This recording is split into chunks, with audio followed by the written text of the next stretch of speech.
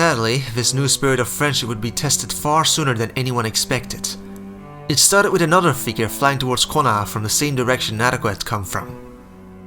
"Oh, what is it now?" he complained. "Not enemies," Naruto stressed. "Ah, them," Sakura said in realization. "Are you sure about that?" "Positive," Naruto said, and by now they could see them more clearly. Two people, one being carried by the other, who had white angelic-like wings. Wings made of paper. Konan soon landed next to Naruto. The older woman glared at the blonde. "Where else would we go? At this point we need your help to fix the mess we've made." "And protection," Sakura said, none too friendly at them. "I doubt your reasons for coming here are entirely altruistic." "Sakura, please don't. We are all on the same side here." "Thank you," Konan said at the same time Ace said, "No, we're not." "Then can I ask you to arrange some medical assistance for Nagato?" "I'm sure we can." "Now hang on just a minute," he interrupted. "If these are who I think they are international criminals. They should be locked up and interrogated at best." "We will share whatever information we can willingly," Nagato wheezed out. He was clearly not doing well after his loss to Obito and was leaning on Konan. "As for us being criminals, well, I guess that means we are in the right company." Nagato smiled sardonically at A's direction. "You dare compare me to you?" Both Naruto and Sakura recalled some of the shady stuff they knew the Cloud had been involved in the past. "And we are most certainly not on the same side."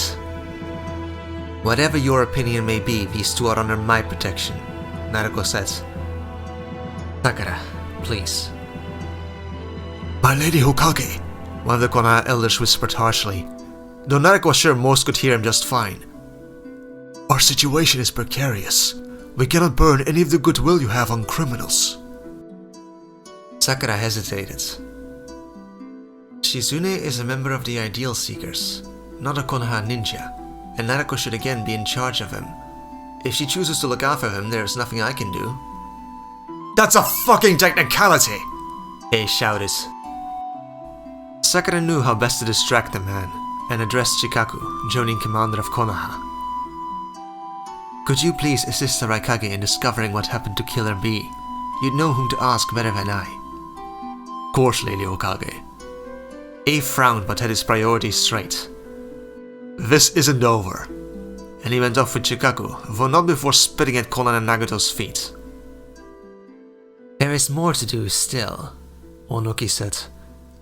"A lot of damage has been done and we need to discuss how to repair." And he looked at Sakura.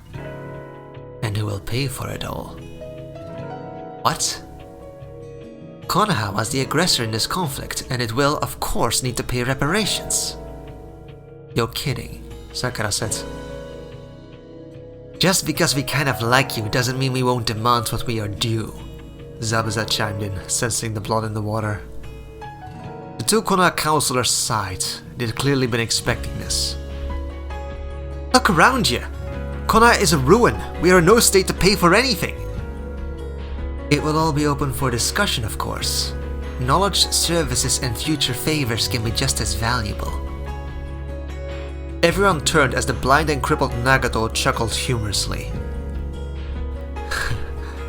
"Yep, this is about what I expected to find here." His head turned in the vague direction of Naruto, as if to say, "See, that right there, that's the problem. Why we do what we do." Naruto took that as her cue to get involved. "You know, if we are talking reparations, how about we talk about the attack the three of you launched on our camp 2 weeks ago? We were a neutral party concerned only with humanitarian relief efforts." "You were a direct challenge to our authority," Zabuza said. "If people choose to join our cause instead of continuing on your meaningless conflicts, that's hardly my fault," Naruto said and took a deep breath to center herself. "The point here is that you people aren't any better or worse than Konoha. None of you here are without blame. Just because you won doesn't mean you get to shove all of it towards Konoha." "Actually, that's exactly what it usually means," Zabuza said. "Victors dictate terms, always have, always will." Naruto glared at that. You will find it won't be that simple. If all you respect is power, then 1, you are a fool, and 2, and she reactivated her QB chakra cloak for emphasis. You are talking to the right woman. Behave. Meanwhile, I have work to do. And she shouldered Nagato's other shoulder opposite Konan. Let's go find you a healer. And then she could interrogate them on all they knew of the masked man and his plans. When they were gone, Zabuza turned to Onoki. I guess she really is her father's daughter. Perhaps, was all Onoki said. At that moment she reminded him more of the first Hokage than the fourth. Sakura, meanwhile, who had yet another reason to be thankful Naruto was back, said, We've all done a lot of damage to the elemental nations as a whole. I haven't. Gaara couldn't resist saying. Neither have I, thought Sakura, but by assuming the mantle of Hokage, Kona's guilt was now hers to shoulder as well. And I'm more than willing to work together with all of you to try and fix it. But we have to see it as working together, lest all the progress we've made will come to naught.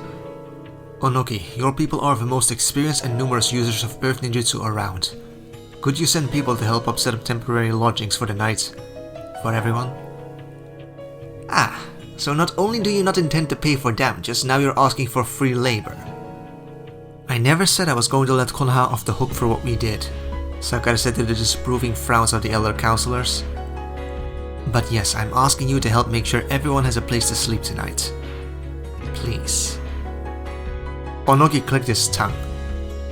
You owe me one.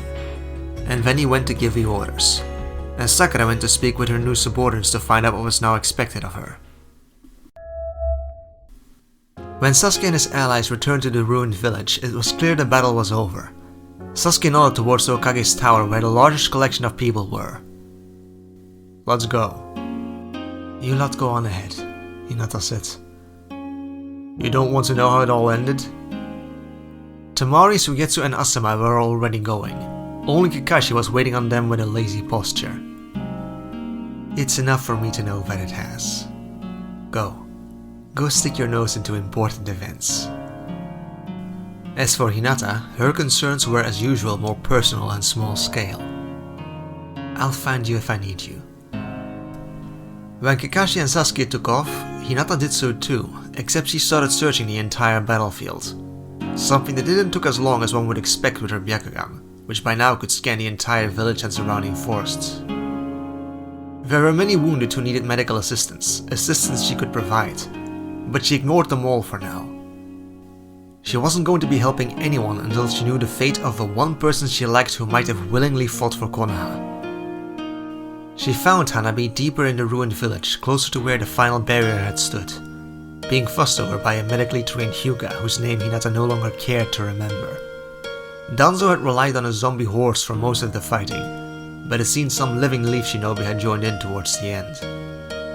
She cursed Danzo for putting her sister in danger, but knowing her, she might have just volunteered. Not one step further. Another Hyuga whom she did know as Iroha stepped between her and Hanabi.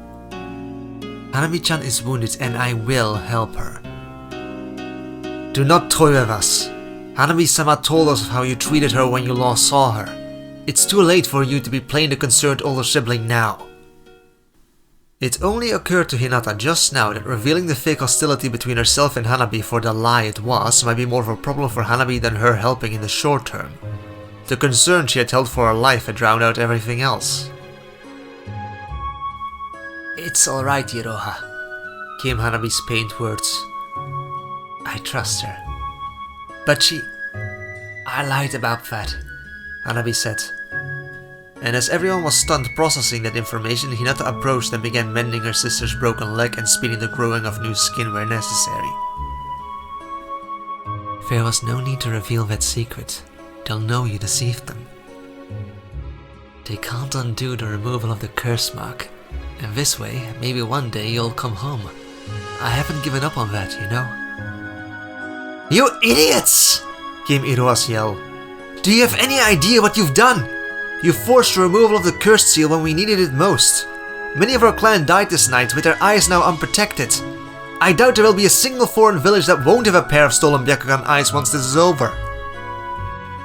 Hanabi made her sit up to argue, but she flinched in pain from her injuries and Hinata forced her to lie down. And Hinata herself didn't care to argue with her family. She just had to keep an eye on the situation so they didn't do something drastic. And if they did do something drastic, well, selfish as it was to think, Hinata wouldn't be opposed to Hanabi leaving with them in case she had to flee the family. Sakura, meanwhile, was having her first taste of what being Hokage would entail as she discussed things with the old council members. They had insisted on speaking to her privately. They wished to discuss Naruto and how they could best make use of her, and how she was already helping them. I'm not sure she should have done that exactly. If the only reason the other Kage play nice is because we wield overwhelming power, then nothing has changed. Naruto won't live forever, and then what? I think we should focus on surviving the next decade before we wonder about such a distant future. I can't ignore the long term. What happens here in these negotiations will be remembered forever. And honestly, shouldn't Konoha pay some kind of reparations? They aren't exactly wrong that Danzo started this whole mess. Irrelevant. You are the Hokage. You must be an advocate for its people and those of Fire Country. Then you made the wrong person Hokage, Sakura said simply. I may have left the Ideal Seekers to take up this post, but I still believe in the principles. I won't fall back on the tribalism that has led us down this path. I must do what is best for everyone, not just Konoha. And what is best for everyone is peace. And what price are you willing to pay for that peace? Everything. Then everything we shall pay. Tell me, do you recall the story of Isashi Hyuga? And when Sakura answered that she didn't know all the details, they told it to her. Sarutobi fought much like you during his final years. Peace at any cost. So when we were given an ultimatum of sacrificing an innocent life for peace, a sacrifice was made. The price of war is easy and obvious to see. But what many fail to realize is that peace also has a price. If other Kage believe you'll pay everything to keep their goodwill, then that is what will happen. And then your people will suffer, perhaps starve. Your ideals are admirable, the other elder said without any conviction. But they only have a chance of working if others share them. Otherwise you'll just be taken advantage of. Ruling a village, Sakura realized at that point, would be very different from running a humanitarian relief organization. She resolved to think on it further. After that, the first thing Sakura did was order Danzo's political prisoners released, something she got a bit of extra company for in the form of Sasuke, who decided to tag along. While forced to work for Danzo, I learned my old teammate was made a prisoner. I'd like to know what became of him. Shikaku escorted them towards an underground dungeon.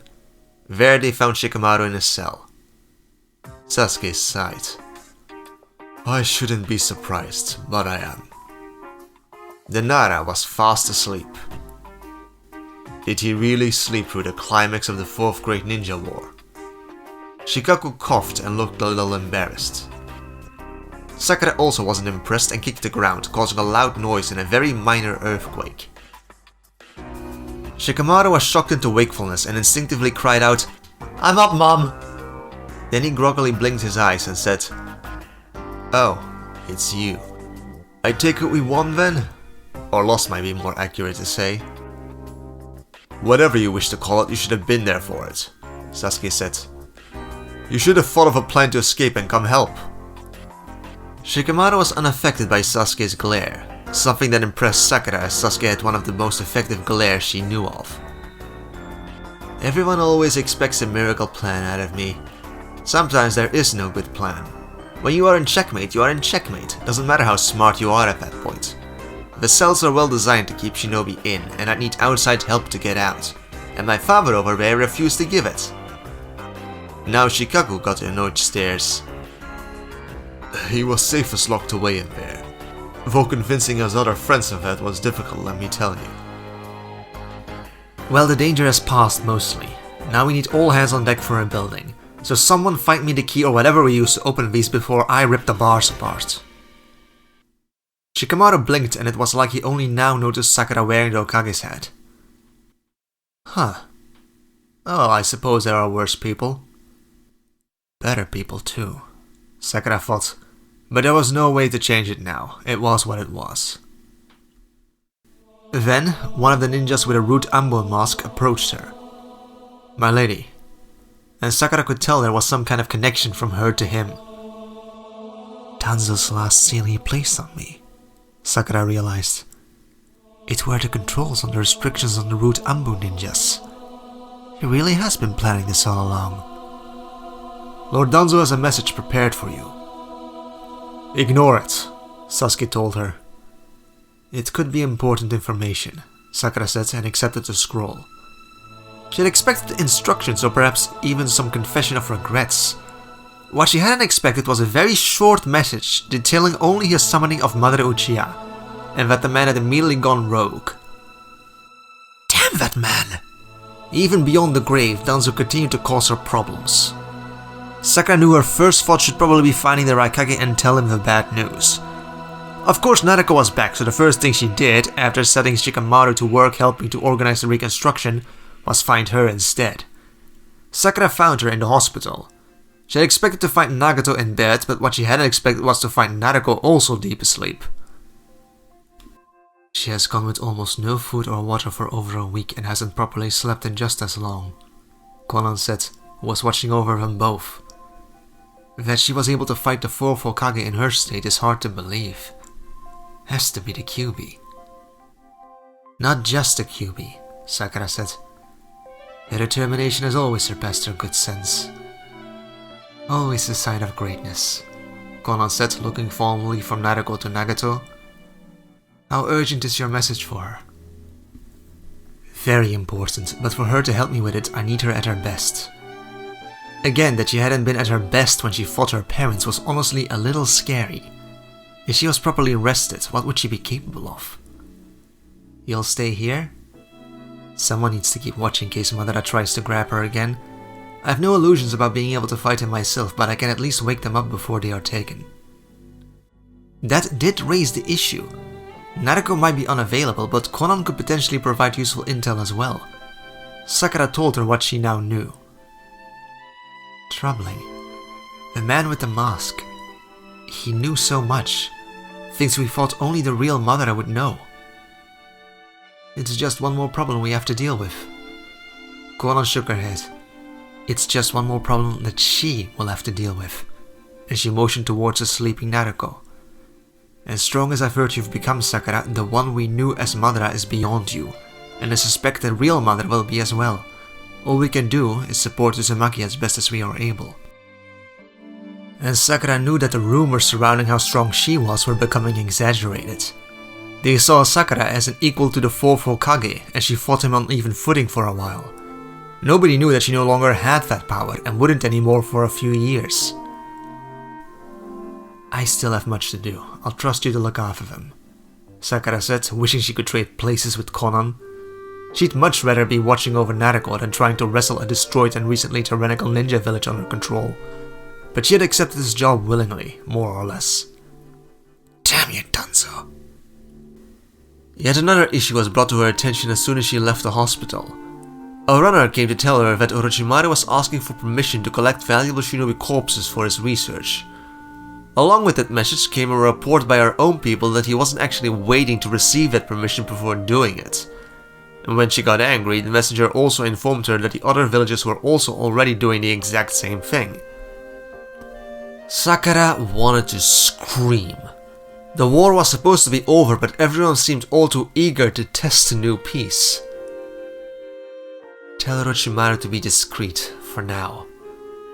Sakura wanted to forbid it outright, but she suspected the control she had over the snake Sannin was limited. If she forbade too much, he'd just cut loose and run.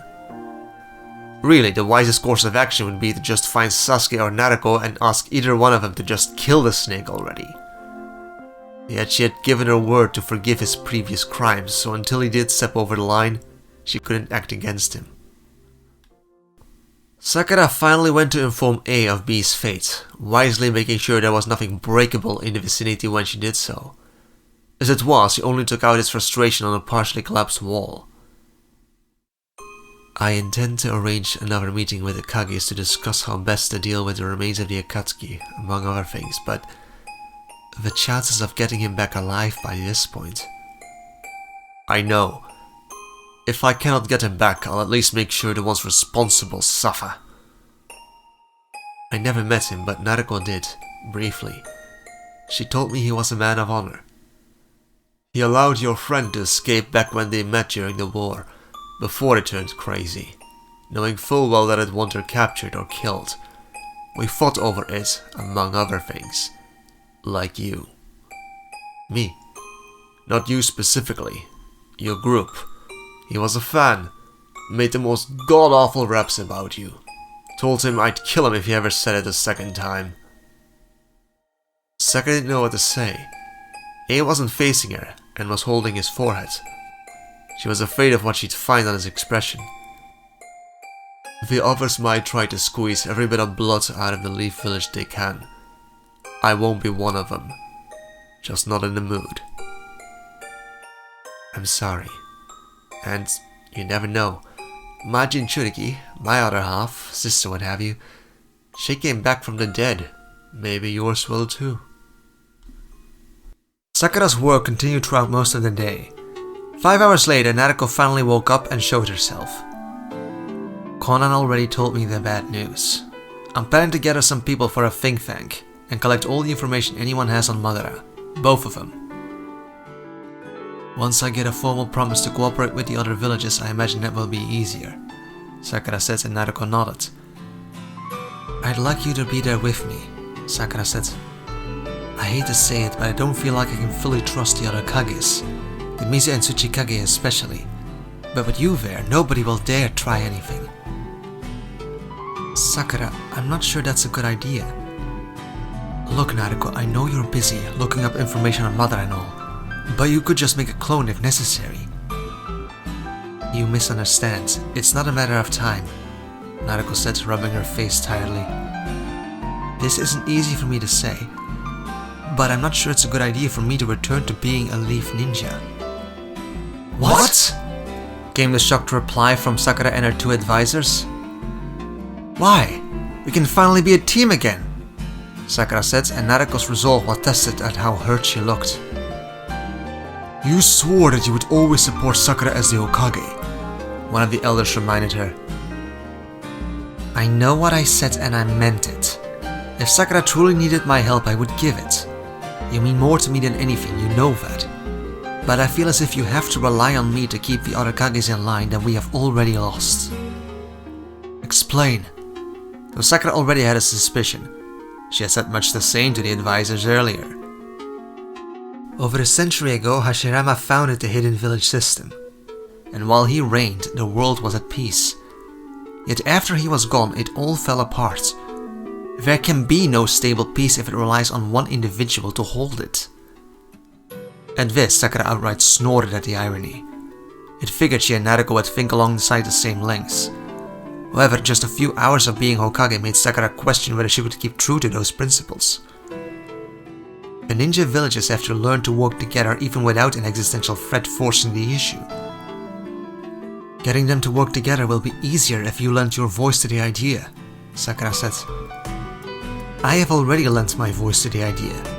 Everyone knows me and what I stand for, but what is needed now is an equal partnership between all the villages.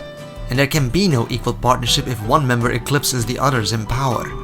And mine is a weight that would completely break the scales.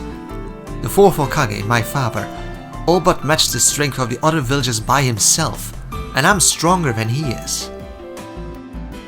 And if you are standing behind me, nobody would dare say no to me for fear of you, Sakura said. I understand what you mean. If we rely on you to force agreements, none of them will survive your death, just like the peace of the first Hokage didn't survive his death. Be as it may, Koharu said, it is better to have a temporary peace than no peace at all. I agree, Naruto said.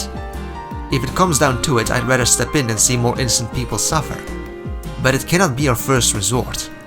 Nagato made some comparisons to children learning wisdom without a parent's supervision, but I'm not pretentious enough for that, Naruto humble bragged. Nagato and Conan. You spoke of them of this, Sakura said.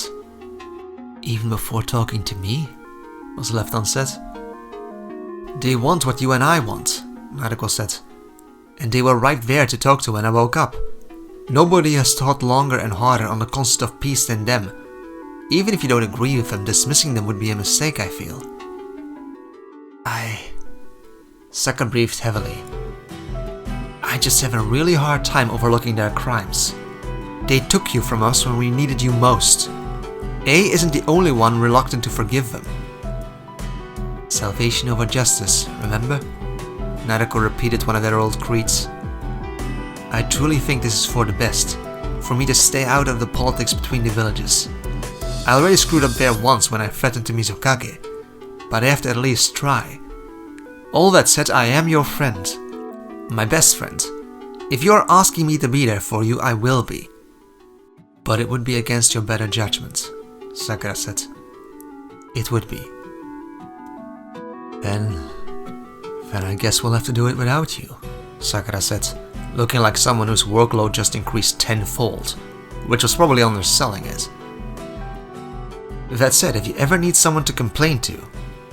Oh, I will, do not doubt it. And I still want you at the meeting, even if you're not part of my delegation. When Naruto left, Sakura sent someone to go find Sasuke.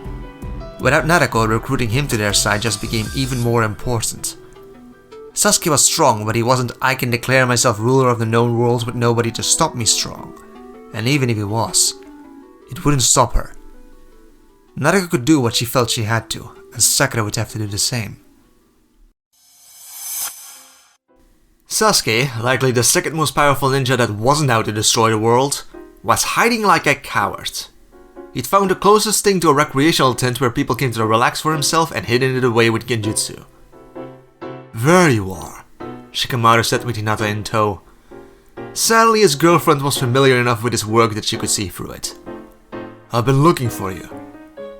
You and everyone else, Sasuke complained. As soon as I step outside, I'm sure to receive at least 3 friendly offers to join them by their campfire.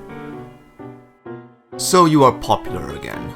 How awful, Shikamaru deadpanned. Poor dear, Hinata said with a slight smirk. I feel like I'm back at the academy with those awful fangirls. Like Naruto and Sakura before they became respectable. At least when I was with Orochimaru, everyone was too afraid to be friendly. You know what they are trying to do, don't you? Shikamaru asks. Infecting me with that same rainbow smiles and sunshine nonsense that Naruto has all but trademarked? It's called being nice, and no, that's just her followers, Shikamaru said. I'm guessing it's mostly the ninjas from the other villages. Well, if you know what it is, tell me so I can make it stop. You're a daft little...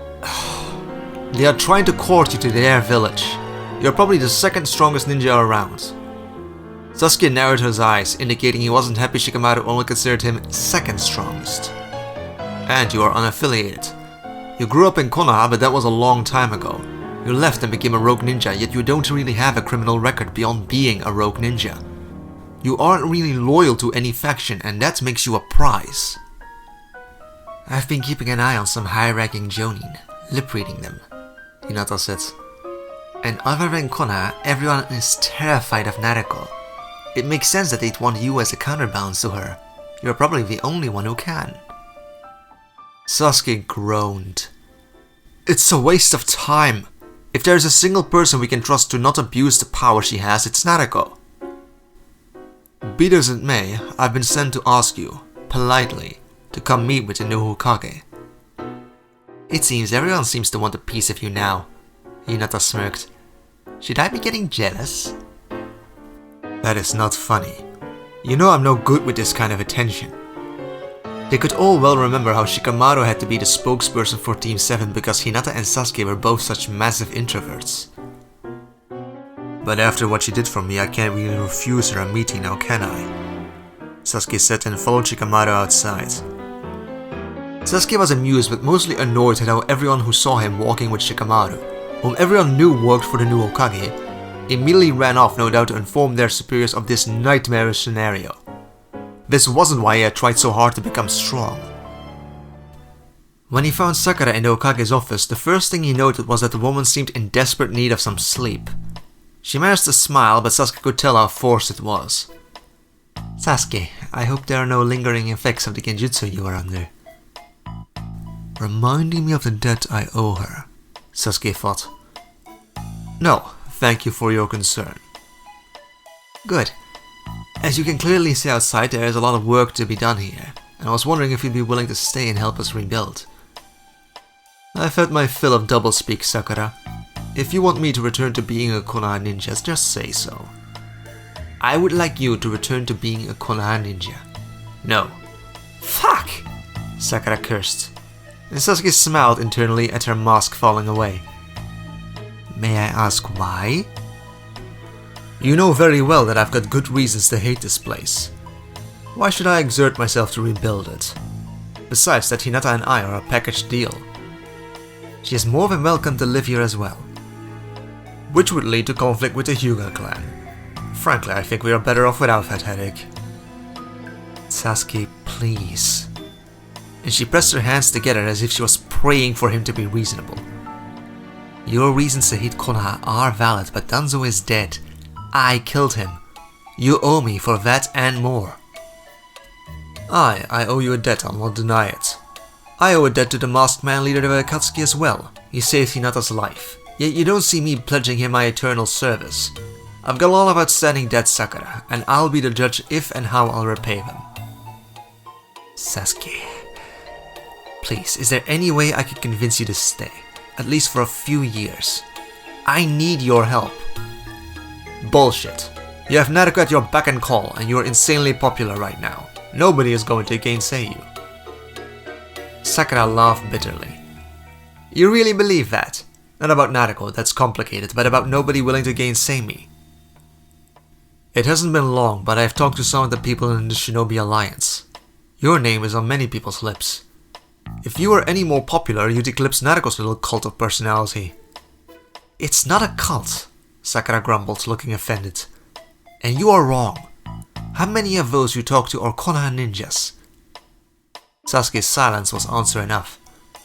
"I wasn't chosen for this position because I was the most suited for it, or because I was the one most of the Konoha leadership truly wanted, like it's true for every Hokage before me, including Danzo. I was chosen because I was the only one the other foreign leaders would accept lest he destroy Konoha for good. To the people of this village, I am one step away from being a foreign conqueror. Danzo may be the most hated Hokage in history, if you were to ask everyone in the elemental nations. But inside of Konoha, that dubious honor belongs to me." "But I have a hard time seeing that," Sasuke said. "Shikamaru seems to like you well enough." "He was a prisoner of the previous regime. He's a poor representative of the general population. I know Naruto went to try and apologize to Konohamaru for everything that has happened. He spat in her face. It will take a long time to undo all the damage Danzo did here, much more so than the damage we did in invading." "I admit, helping to undo all the work Danzo did changing Konoha to his liking does have a certain appeal," Sasuke said mildly. Sakura perked up. "However, you are still asking a lot. I'm valuable. I could have every single faction in the elemental nations rolling out a red carpet for me, treating me like royalty. Instead, you'd have me live here in a ruined village where most still consider me a traitor." Sakura's expression suddenly got more gloomy as he spoke. "Again, I owe you, but I want something more if you would have me serve you." "What do you want?" Sasuke smirked and named his price. In the meantime, Naruto was drumming up everyone who might have any relevant information on what remained of the Akatsuki. Konan and the still blind Nagato were there, obviously, but beyond that she had found everyone who had interacted with the original Madara Uchiha in life. The Konoha Elder Council, Onoki, a handful of others. Beyond that, she had just gathered as many smart people she could find and put them together. Kakashi, Shikamaru, even Orochimaru. She really wanted Sasuke and Sakura here, but they were busy, Shikamaru told her. She'd ask them later. "Is this everyone?" A asked impatiently. "In a manner of speaking. Just give me a moment," Naruto said and concentrated. Her body briefly exploded into her golden chakra cloak. Then his cloak separated from her, transforming into Kurama's head, which levitated a little to her right, connected to her by a small thread of chakra. Fascinating. Orochimaru smiled at her. It wasn't a nice smile. I suppose the Ninetales had a front row seat to Madara's most famous battle against Hashirama, Onoki said, leaning forward with interest. Can you tell us his weaknesses? I was under a genjutsu for the majority of that fight, so my memories of that battle are vague. Kurama let his voice be heard on the outside world for the first time in over a century. If you are looking for an easy-to-exploit weakness, I'm afraid I cannot help you. However, if you manage to stab him, that does injure him. If you stab him, you injure him, Shikamaru repeated incredulously. You scoff, but at that level you are rarely so lucky. At that level, most have some kind of regenerative factor or insane durability. Madara didn't have that beyond his Susanoo. I repeat, if you stab his real body through the heart, he would die. Kurama glanced at Naruto, who definitely wouldn't die from just being stabbed through the heart. Of course, that was before being reincarnated by Tobirama's wonderful jutsu, Orochimaru chuckled. It seems to me that the best way to deal with Madara Uchiha is how he was dealt with in the past. Just revive Hashirama, give him whatever backup we can provide, and that should do it. We are not using the jutsu anymore, Naruto said. Many agreed with her, but she was disturbed by how many people looked thoughtful at Orochimaru's suggestion. After everything you guys went through, you want to use that jutsu again? A jutsu is never good or evil, just the way you use it is, Orochimaru said. Unless that jutsu requires a human sacrifice, which this one does. A single human sacrifice to bring someone like Hashirama to fight on our side. His presence will likely save far more lives than one. The dead should rest in peace, Naruto argued. The future we fight for will be won by those of the present, not the past. A nice sentiment. Make sure to repeat it when Madara starts to kill people. Naruto glared. I founded the Ideal Seekers. It is more than a name, and I know it is not without risk. Yet if we compromise here, where else would we? When wouldn't we turn to human sacrifice to solve our problems if whoever is in charge feels the need is great enough? Who among us will become the next Danzo? Some lines we must all agree shouldn't be crossed. Now, does someone else have something else to add? We're screwed then, Onoki said bluntly. The only thing the Ninetales could tell us is that he can be injured. If that was the only bad thing you could say about him, and even that weakness has been negated with his revival, then what else can be said? The man doesn't have any true weaknesses. You either have someone on your side who is as monstrous as he is, or you don't. And do we? Ace said, speaking directly to Kurama. You have seen Madara's strength firsthand, and you know your Jinchuriki better than anyone. Can you and Uzumaki together match Madara's power? Kurama considered that. Yes, he said uncertainly. In terms of raw power, I think Naruto, with my help, has the same amount that Madara has. Perhaps even a bit more. Naruto smirked at that. Yet if she were to fight him, I'm almost certain she would lose. But you just said... Naruto began to protest. Kid, you are young still. You have only just arrived at that legendary level that Madara has been in for more years than you have been alive. In raw power you can match him, but in terms of skill you are hopelessly outmatched. Yes, you may be a natural born warrior, but I promise you, that is even more true for your opponent. Then I had better learn fast. And it's not just my experience that matters, yours does too. And you have more experience than Madara and me put together. Now what can anyone else tell me about him? When the silence dragged on for too many seconds, she added, I'm not just looking for what he is like as a warrior, but what is he like as a person. You intend to try and reason with him? Nagato spoke up for the first time. Naruto shrugged. Couldn't hurt. Onoki outright laughed at that. Girl, your voice won't be able to reach him all the way on top of the mountain that is that man's ego. He is right, Koharu of the Elder Council said. That man only ever put value in the words of those whom he respected, and what he respected was power, and only one ever had enough of that. And in the end, even that wasn't enough. I am not so sure, the other Konoha elder mused. You have to admit she reminds you a bit of Hashirama, doesn't she? The way she talks, the way she thinks, fights, and what she tries to accomplish. Even if she does, it won't matter. He turned on Hashirama, and they were friends, or at least as close to someone like Madara can get to friendship. It won't be enough, Hamura agreed. But it's a start. I at least think she might have enough power and resemblance to the first Hokage that Madara will at least listen. I doubt you'll convince him, but I think he might at least be willing to start a dialogue, if it's you. A part of me thinks you're a fool, Nagato said to Naruto, or in a general direction as Nagato was blind. Another part of me couldn't have imagined me and Konan forsaking our plan, and that was partly your influence. Perhaps you can accomplish another miracle. That was different, Konan said. I don't know anything about this true Madara you are speaking of, but I do know the man that pretended to be him. The big difference between him and us is that we, deep down, hope to be proven wrong. I doubt it will be true for Madara, fake or true. I'm not saying you shouldn't try, she said directly to Naruto, but please do not count on it. The topic of Madara continued for some time. They laid out everyone anyone knew of him, every rumor, every second-hand conversation they could remember him having had. The problem was that Madara had been a very private person and almost none knew him personally, and Hashirama, by all accounts, hadn't liked to gossip about his friend behind his back.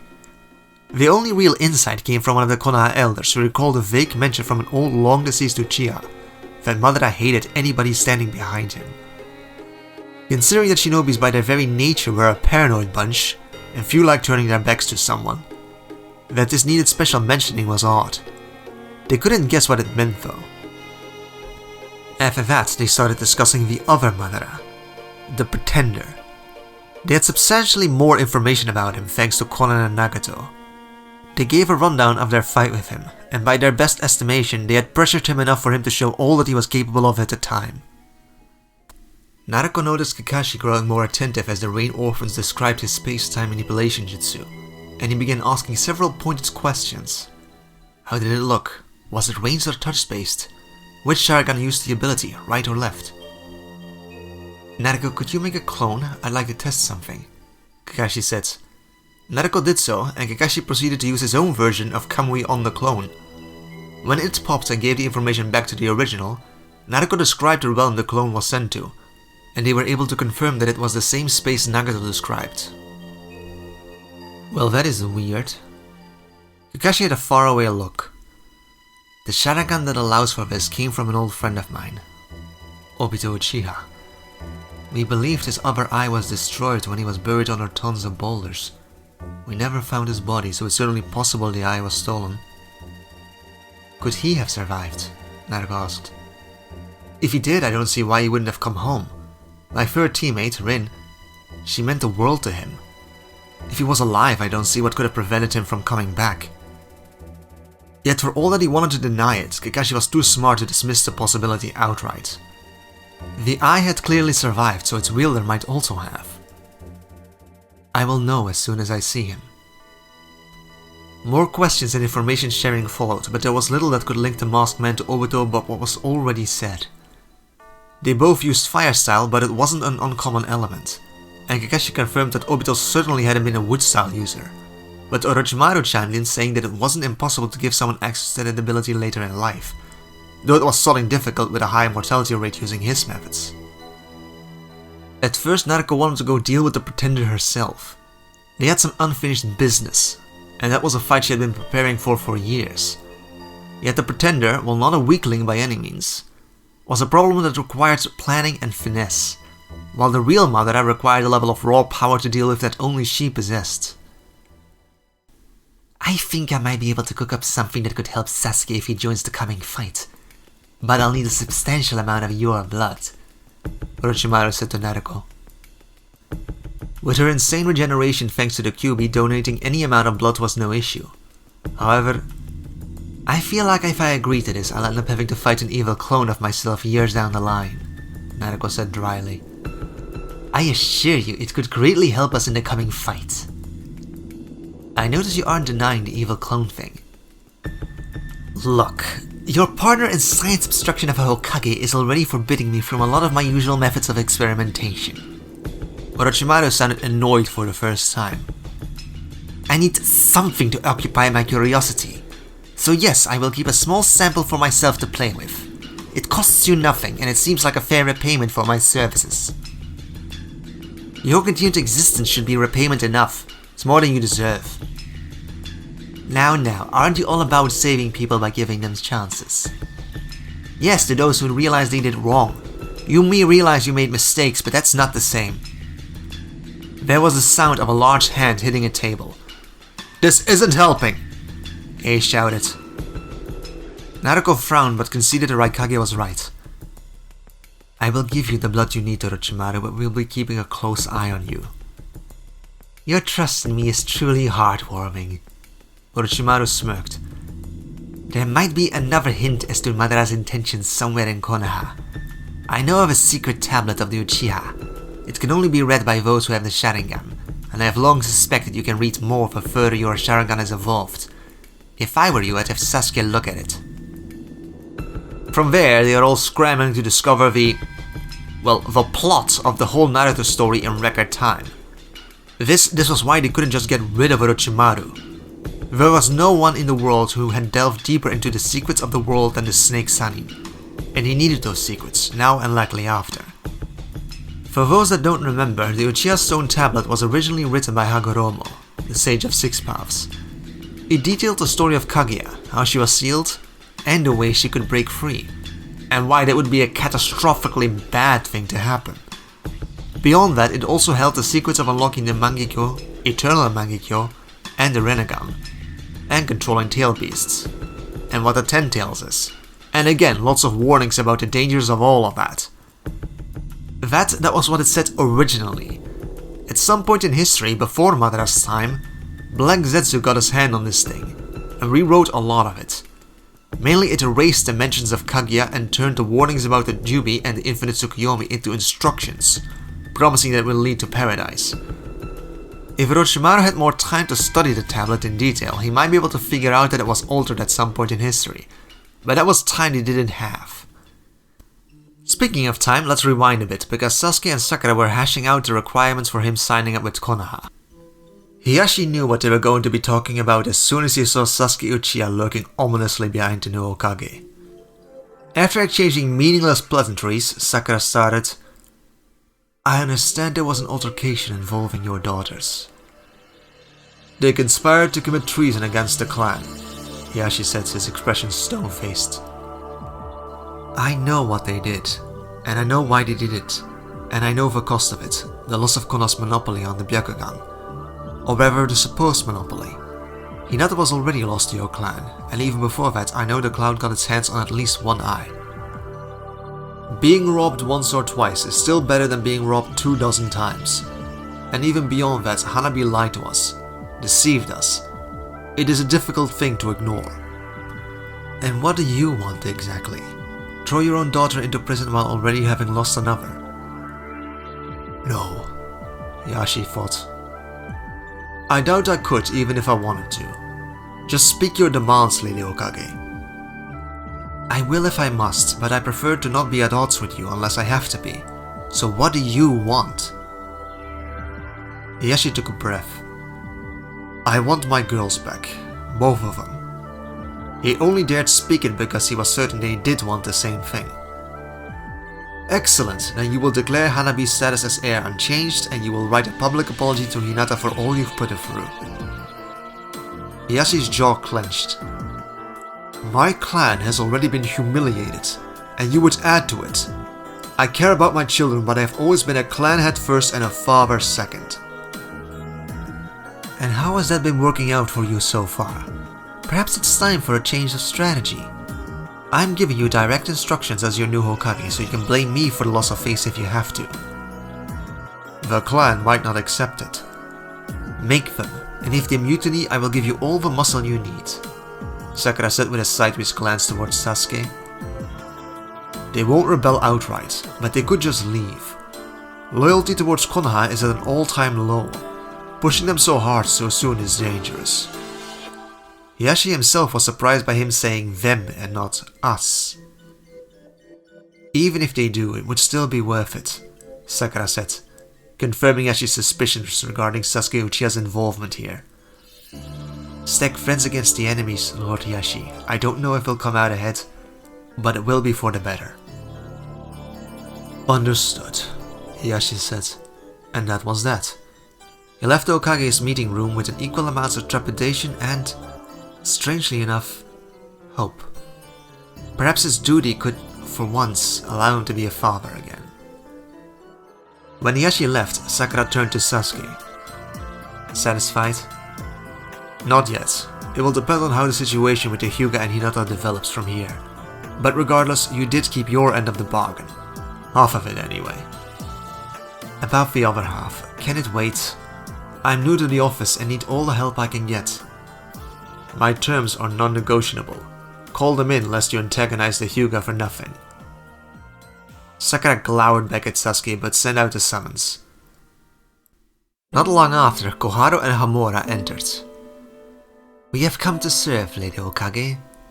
Possibly for the last time. Sasuke raised an eyebrow at Sakura, who said, I told him, of course. We discussed it and I was against the idea. You would pledge yourself to Konoha in return for help with the Hyuga and you being allowed to decide our fate. Presumably for our small part in the downfall of your family. Downfall. Such a nice sounding word compared to massacre. Yes, I swore to take revenge on those who killed my family, and you two are all that are left. I again wanted known that I object to all of this. No matter how much I might need your help, Sasuke, I wouldn't offer you a blood sacrifice. Yet we insisted, Koharu said. 2 old shinobi like ours in exchange for the services of a man like you. It is quite a bargain. Hamura smiled. One that we are all too eager to make. We have and always will serve Konoha to the best of our abilities. Sakura made a disgusted noise. Life is cheap to the old shinobi way of thinking. I would still have forbidden it if I didn't think they might just go behind my back to meet you. Alright then, tell me true. Sasuke stared at them with his Sharingan, studying their body language. What was your involvement? We advised the Hokage on how to handle the situation, though the choice was ultimately his. We agreed with the plan to use Itachi as a double agent. We also told Hiruzen he had to be ready to strike preemptively at the Uchiha in case diplomacy was unlikely to work, which seemed to be the case. However, Hiruzen continued to hope the situation could be resolved peacefully. We thought it a mistake, however we respected the Hokage's wishes on this matter. We are the Hokage's advisors. We argue with the Hokage on matters of importance, but we recognize the authority of the office. Then Danzo took the matter into his own hands. He gave the order to Itachi, pretending it came from the Hokage. We knew of Itachi's true nature as a loyal Konoha ninja, but had no further contact or involvement in this matter after the incident. But if it was up to you, the Uchiha massacre would have happened exactly as it did, Sasuke asked. Yes, they said as one, almost proudly. There is a reason we were Danzo's political allies for such a long time. They aren't even trying to argue their case, Sasuke thought. They want me to kill them. One last service for Konoha. I know what needs to be done. Sasuke turned to Sakura. I want you to find a retirement home for these two. They are to be left there to rot, never to have any involvement in Konoha's affairs again. They tried to hide it, but Sasuke spotted the brief flashes of horror on the elders' faces. I will not allow them the delusion of thinking that they died nobly in service of Konoha. Yet these two are still a cancer in the heart of this village. Their advice is in line with almost everything that has gone wrong. The greatest service that remains to them is to recognize that fact and remove themselves from the stage. You are a cruel man, Sasuke, Sakura said, also realizing that this was a fate worse than death for them. Serving Konoha had encompassed the entirety of their being for so long, taking that away would likely leave them as walking corpses. But perhaps you are not wrong. Sakura turned to the elders. Do you two agree to this? They swallowed and nodded, and that was that. Soon after, Sakura was staring out of the window, seeing Sasuke greeting Hinata outside. After exchanging some words, the latter jumped into the former's arms, embracing. Sakura sighed to herself and continued to stare mournfully for a bit. Well, everything seems to have worked out, Naruto said as she walked into her office and came to stand next to her. Yet, that is not the expression of victory. Don't mind me, I'm just jealous. Jealous? And when Naruto saw what Sakura was looking at, she went, Ah, yeah, she is quite lucky, isn't she? It's not just that. Remember when I wanted to stop being a shinobi? It is something me and Hinata have in common, yet unlike her I won't seem to ever get my wish. No, and it was a denial, not an agreement. I am exactly who I want to be, Sakura, and I'm planning to do mostly what I want to do, what I am, and I will expect no less from you. They need me, Sakura said. I wouldn't have agreed to become Hokage if I felt there was a better alternative. Then work to get to a point where they don't need you anymore. I know you can do good as Hokage. As I keep telling you, you are better than me. But you don't owe them anything. If you truly hate being Hokage, we will find a way to replace you in time. Perhaps when Hinata has finally taught Sasuke some social graces. Sakura snorted at that possibility. Or when the peace between the nations has been firmly established, I can come back and take over. Thank you. I felt like my life was over when I accepted the hat. It is nice, dreaming of beyond. And Sakura turned, going to set up the meeting between the leaders of the alliance to discuss their next move. And, though she wished she could avoid it, what Konoha will do to make up for their crimes. Though Koharu and Hamura were dismissed, their last piece of advice still rang in Sakura's ears. Just what was she prepared to sacrifice for peace? What was fair? She had gathered up whatever experts she could find and come up with a rough proposal. She couldn't see territory of Fire Country away. That was the purview of the daimyo. But she could make it so other villages would be able to take over some of Konoha's clientele. There were some similarities to Konoha's situation in the direct aftermath of the Sound Sand invasion. In both cases, Konoha had lost the manpower to run the missions that were its norm. Back then, Konoha had tried to hide its weakness by trying to complete the missions anyway. Back then, it wasn't unusual for a team of solely Genin to take B-rank missions. Some of those ended well, others didn't, and people had died because of it. This time, Sakura was planning for Konoha to simply be honest. We are weak right now. We can't service and protect the people the way we used to. Feel free to pick up our slack.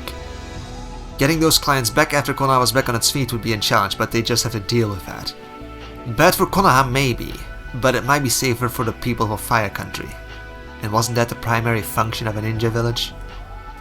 Onoki and Zabuza agreed to that proposal readily enough. Hadn't asked, but Sakura had offered anyway. Gaara admitted that they lacked the manpower to extend their reach beyond Wind Country even if they wanted to. That wasn't the end of it though.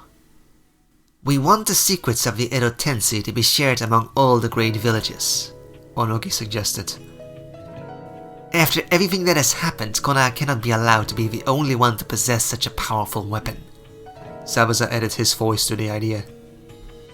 That technique is an abomination. Knowledge as to its working needs to be buried and forgotten, not shared, Sakura said. Such knowledge cannot be buried, girl, Onoki argued. Now that we know such a technique is possible, it will only be a matter of time before others figure it out as well. If we all have it though, none of us will dare use it. I'm not so sure about that, Sakura said with a pointed look at the Mizukage. She could see him daring it. We will all know that if one of our villages is pushed to the point of desperation, we would have the option of using the Edo Tensei to defend ourselves. This would incentivize everyone not to push anyone else to that point. This isn't the first time such a thing has been tried, Sakura said. I know my history. That was the logic the first Hokage used when he shared the bijou.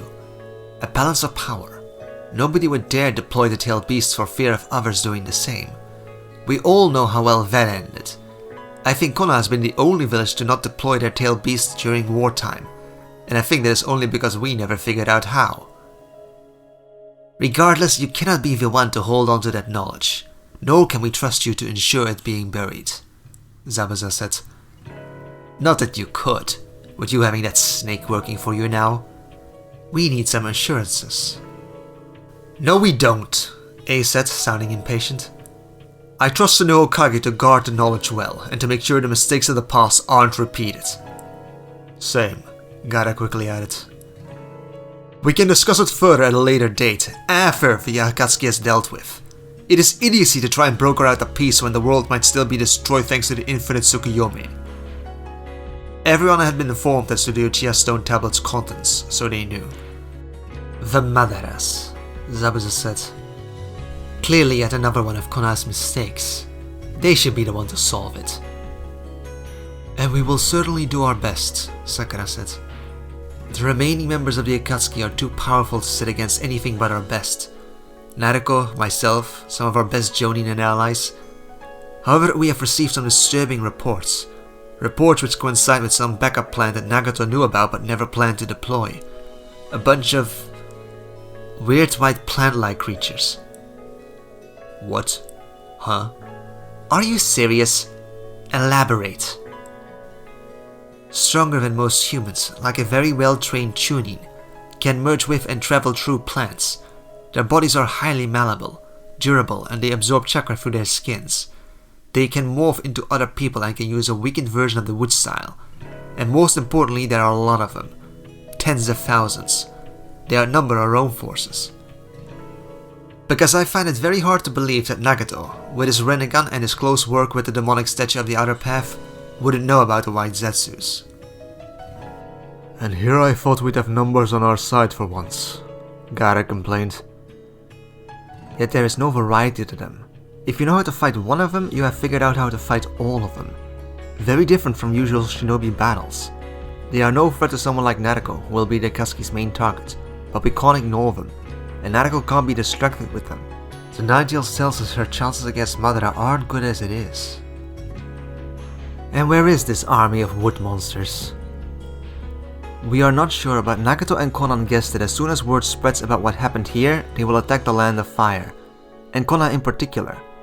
Both Madaras have a connection to this place, as does Naruto.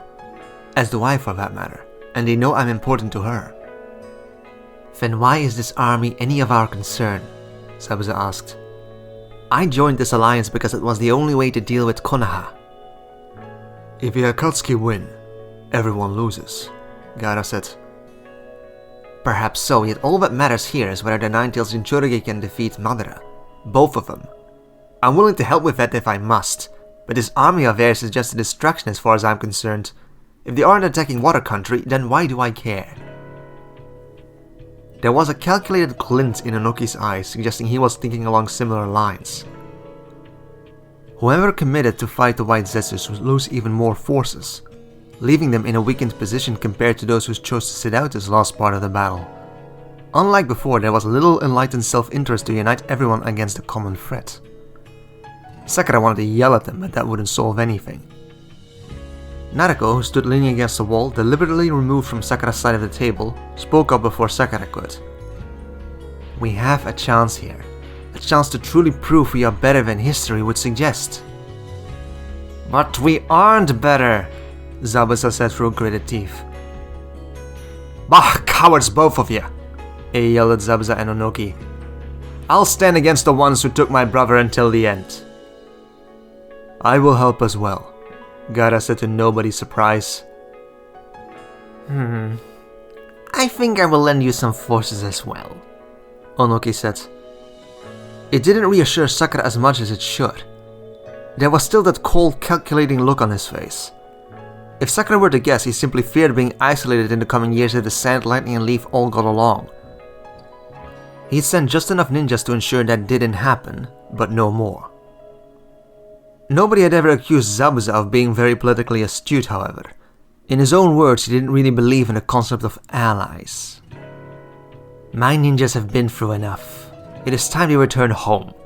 We'll be more than happy to help you rebuild afterwards though. For the usual price, of course. And with that he stood up and stormed out. Sakura didn't know what he seemed so angry about, but then again Zabuza always seemed angry. The allied army had again gathered, this time with Kona's ninjas joining in. Sakura's order to work with their former enemies had required a lot of persuasion, but with the help of some of the smarter leaders, like the clan heads Shikamaru and those of similar minds, and with Sasuke knocking the occasional pair of heads together where appropriate, they managed. Sakura and Naruto had discussed which one of them should be in charge. With Sakura now being the 6th Hokage, she ceased being a neutral party, which was why the Kages had agreed to put her in charge before. Those outside the leaf would be more reluctant to follow her directions now. Naruto would be the obvious replacement. In the end, they tried to get the best of both worlds. They told everyone Naruto would have overall command, yet the leaders, including the other Kages, agreed that messing with the winning formula so close to the ending was folly. So Naruto would delegate almost everything related to organizing and coordinating their army's efforts against the Zetsus to Sakura. So on a practical level, nothing changed. Zabuza wasn't wrong when he called the Zetsus a distraction, Sakura re-emphasized.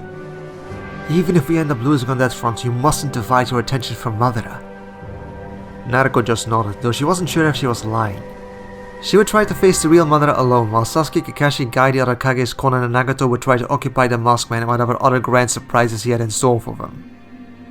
After a lot of discussing and yelling, they gave Kakashi overall command of that strike force, though Sasuke would undoubtedly be the main muscle of that group. Everyone else would have to deal with the Zetsus. That would also be Sakura's main focus. Naruto had pushed for that, since that would be the safest position for Sakura to be in, not fighting either Madara directly. Promise or no, if Sakura was seriously threatened, she'd be too tempted to go and help. It's not enough, Gaara said, looking over their numbers. Death, injuries and the hidden mist defection had cut down their numbers from what they were originally before assaulting the Leaf Village, even with Kona's remaining ninjas now included. Unless the Madaras are defeated quickly, something they all knew was unlikely, the battle between Madara and Hashirama had lasted over 24 hours originally. Many lives will be lost. Which I am guessing is what the Mizukage will be hoping for, Onoki said. There is nothing to be... Sakura cut herself off when she saw the missing piece of their allied forces cresting the hill. I can't believe it. Naruto was grinning from ear to ear. Zabuza still looked angry as he walked up to them. Stop smirking. Naruto didn't. I want to say something. And he looked from Naruto to Sakura, poking the latter in the chest. I think you are both unworthy of being shinobi. Your naivete is an insult to everything we have been taught. You are saying that the world can be better than it is. It cannot. You are saying we can be better. We cannot. The world you promised us is impossible. His lips curled further. But damn you, how I wish it could be possible. How we all wish it could be possible. And if it is truly impossible, I will not have it be said it was so because Zabuza Mochi stood in its way. Sakura didn't know what to say beyond thank you. Naruto just continued to smile as if she had been expecting this. I am not a good man, you know. I have more innocent blood on my hands than you realize. If you were truly heroes as you claim to be, you would strike me down where I stand. The same could be said for me, Gaara pointed out. And about those damn Pedagotsuki members, A mumbled, still disgruntled about not having Nagato's head on a pike. I am not remorseful, Zabuza said. Yet you are here, Naruto said serenely. It is enough. Zabuza scoffed and turned his back to them, which caused him to notice something else. With a few steps he stood next to his second-in-command. Haku had his usual mask on, yet Zabuza could read his body language well enough. Haku, are you crying? he asked, incredulous. It's nothing, my lord. I'm simply proud of my Kage. And that is where we are ending this intermediate chapter. Until next time.